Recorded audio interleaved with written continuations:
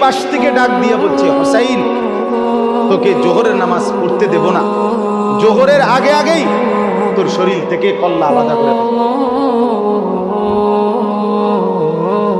হযরত হুসাইন রাদিয়াল্লাহু তাআলা আনহু সাথে সাথে এই যুদ্ধের অবস্থায় আল্লাহু আকবার বলে নিয়ত বাইরে ফেলছে।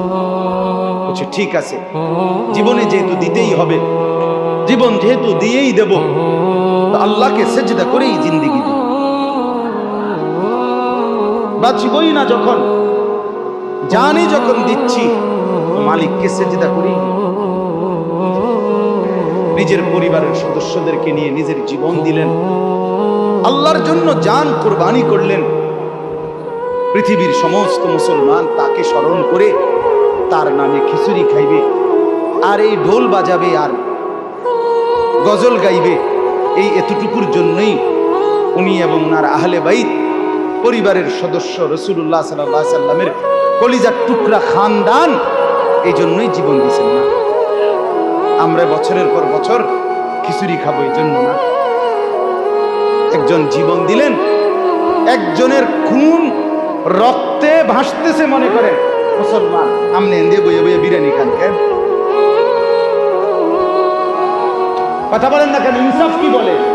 আপনার বিবেক কি বলে? মনে করেন ওইখানে ইমামে হুসাইন রাদিয়াল্লাহু তাআলার লাশ, শহীদের রক্ত তরফাইতেছে, আমনে এনে বইয়ে বইয়ে খিচুড়ি খাবেন কেন? এটাই তো ইনসাফ, এটাই তো বিবেক। এবারটা মরছে, আমার খিচুড়ি খানার লাইন হয়েছে। ওই বেড়ার বাপ মরছে, আমার 4 দিনের দিন বাদ খানার বাইল হয়েছে। এই তো না হিসাব? এটা মিলছে তো খুব দারুণ না? ইনসাফ দিয়া কে কোন তরিকার, কারো তরিকা নিয়ে কেউ টানাটানি করতে আমি আসি নাই। কমপক্ষে আল্লাহর কসম আমি এটা করিও না। আমি কোনো দলাদলি ভাগাভাগি আমি কারোর সাথে কোনো সময় এটা করি না, আমার এটা উদ্দেশ্য না। মুসলমান আপনি যার কাছে পারেন তার হাত ধইরা আপনি শুধু জান্নাতি হন, রাসূলের তরিকার উপরে ওঠেন, আমলের জিন্দেগি করেন, খোদার কসম এটাই আমার ইচ্ছা। মুসলমান যদি যুদ্ধের ময়দানে কাফেরদের মোকাবেলা করে, কাফেরদের মুখোমুখি সরাসরি যুদ্ধ চলতেছে, একদম পূর্ণ যুদ্ধ মুখোমুখি, আগের দিনের সেই ঢাল তলোয়ার, ঘোড়া বল্লম, তরবারির যুদ্ধ, তো আল্লাহ তাআলা এই অবস্থায় হুকুম দিছে নবীজিকে, বন্ধু এই অবস্থায় নামাজ পড়বেন কিভাবে? নামাজের ওয়াক্ত হয়ে গেছে, নামাজের সময় চলে যাবে, অথচ যুদ্ধ চলতেছে তীব্র গতিতে, তো নামাজ কেমনে পড়বে? কোরআনুল কারীমের বর্ণনা হলো এই যুদ্ধের ময়দানে এই অবস্থাতে মুসলমান 2 ভাগ হবে অথবা কয়েক ভাগ হবে, হয়ে এক ভাগ পিছনে নির্ধারিত জায়গায় নামাজের জায়গায় দাঁড়াবে, নামাজের জায়গায় দাঁড়াবে। এরপরে এই ভাগের আপনার নামাজ শেষ করে এরা এসে ফ্রন্টে যুদ্ধের ময়দানে আবার যোগ দিবে, পরবর্তী কাফেলা পিছনে গিয়ে নামাজ আদায় করবে। আল্লাহ তাআলা কোরআনুল কারীমে বলছেন এই অবস্থাতেও নামাজ ছেড়ে দেওয়ার কোনো, নামাজ ছেড়ে দেওয়ার কোনো, বলেন আজ আমাদের এই গরম, আমাদের নামাজ ছেড়ে দেওয়ার জন্য কোনো অজুহাত হইতে পারে? বলে না ভাইয়া, তো তোমরা যারা মুসলমানের সন্তান, তোমাদেরও তো অনেকে নামাজ পড়ো না, আজকের মাগরিবে তো পড়ো নাই হয়তো, কোন লজ্জায় মসজিদে ঢুকলা? শরম লাগলো না? কোন শরমে ঢুকলা? কোন লজ্জায় ঢুকলা? তুমি যে 1 সপ্তাহ কোনোদিন আল্লাহর ঘর মসজিদে ফজর, জোহর, আসর, মাগরিব, এশার নামাজ পড়তে আসো না, তুমি বেশরম শুক্রবারে আসো কেন? বেহায়া শুক্রবারে আসো কেন? তুমি কেন জুমার নামাজ পড়তে আসো? বলেন বাপ, আপনারা বলেন, এদেরকে জিজ্ঞেস করেন, বেনামাজিগুলো বেহায়াগুলোকে জিজ্ঞেস করে, এই বেশরমদেরকে জিজ্ঞেস করে বেটা শুক্রবারে কেন আসো? আল্লাহকে দেখাইবা আল্লাহ আমি মুসলমান, আল্লাহ জানে না আপনি কি হুয়াদের, আল্লাহ জানে না তো আপনি কিতা দেখাইতে লাইছেন? শুক্রবারে কি হাজিরা ডাকে? কথা বলেন না কেন? শুক্রবারে কি ফেরেশতা হাজিরা ডাকে? তো আপনি কিনতে নাইছেন, আপনি ভাত খাইতে লইছেন, ভাতে না খাইতেন। আপনি দুনিয়া ভোগ করতেছেন, দুনিয়া ভোগে না করবেন মিয়া। আপনি ঘুম যাইতেছেন, ঘুমে না যাবেন। আপনি আল্লাহর নাফরমানি করছেন, আল্লাহর নাফরমানি করবেন। আপনারে আল্লাহ খাওয়াইবে, শুক্রবারে নামাজ না পড়লেও খাওয়াইবে। যেই আল্লাহ কুত্তারে খাওয়ায় সেই আল্লাহ তোর মতো বেটারও খাওয়াইবে। খাওয়াবে না কেন? তোরে ভাতের লেগে আটকাইতো না বেটা, তোরে ভাতের জন্য আটকাবে না মুসলমানের বাচ্চা। আল্লাহ তাআলা খাওয়াবে তোমাকে নিয়ে। আল্লাহ তাআলা কোটি কোটি বেঈমানকে খাওয়াইতেছে, তোমারে খাওয়াইবে না? বলে জন্তু জানোয়ারকে খাওয়াইতেছে আল্লাহ, তোমাকে খাওয়াইবে না কেন? এক সপ্তাহ কোনোদিন মসজিদে আসতে মন চাইল না, এত বড় মসজিদ। মনে করেন এই মসজিদ এত বড়, মহল্লার এতগুলো মুসলমান, মুসলমানের ছেলে পেলে, এরা নামাজ না পড়লে এদের পরিচয় মুসলমান কেমনে থাকে? বলেন বাবা।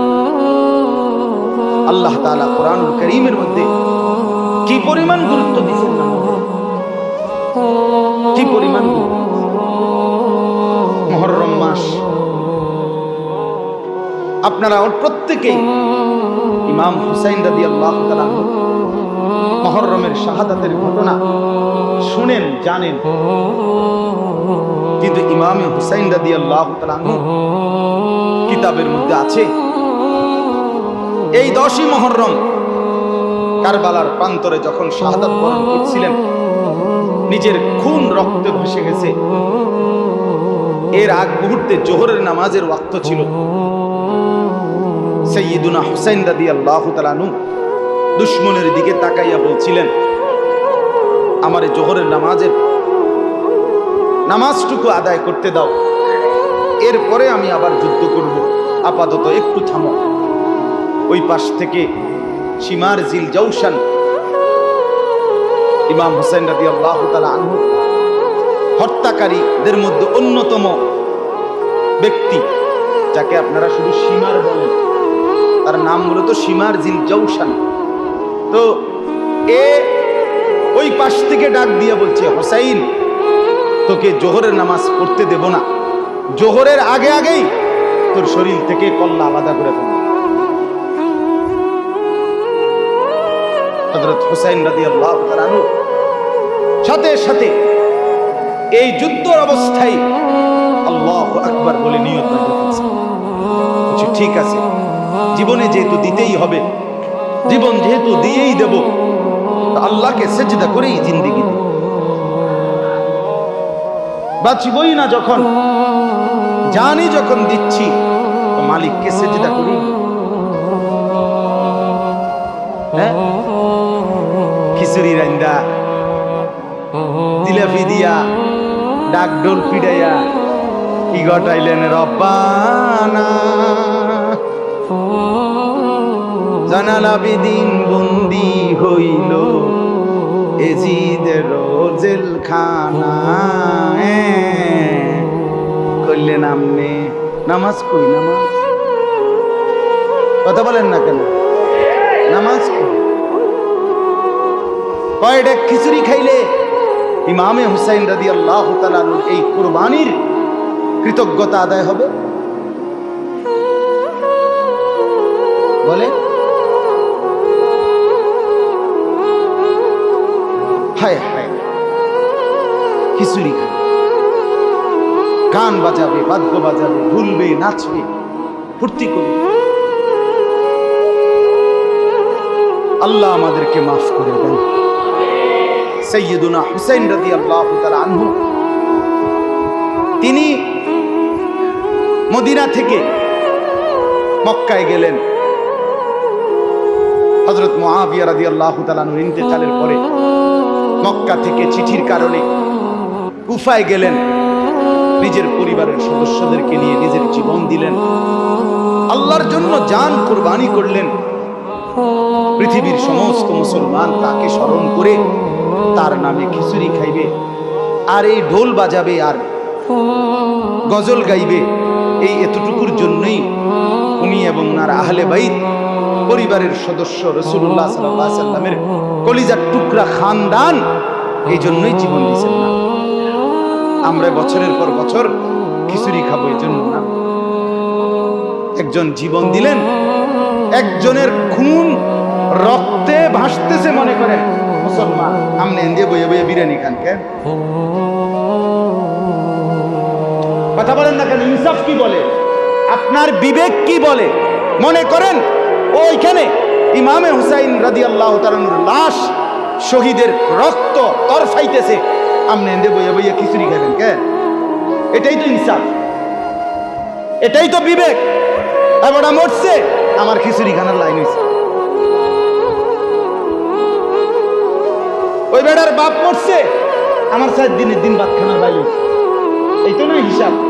এটা মিলছে তো খুব দারুণ না? ইনসাফ দিয়া কে কোন তরিকার, কারো তরিকা নিয়ে কেউ টানাটানি করতে আমি আসি নাই। কমপক্ষে আল্লাহর কসম আমি এটা করিও না।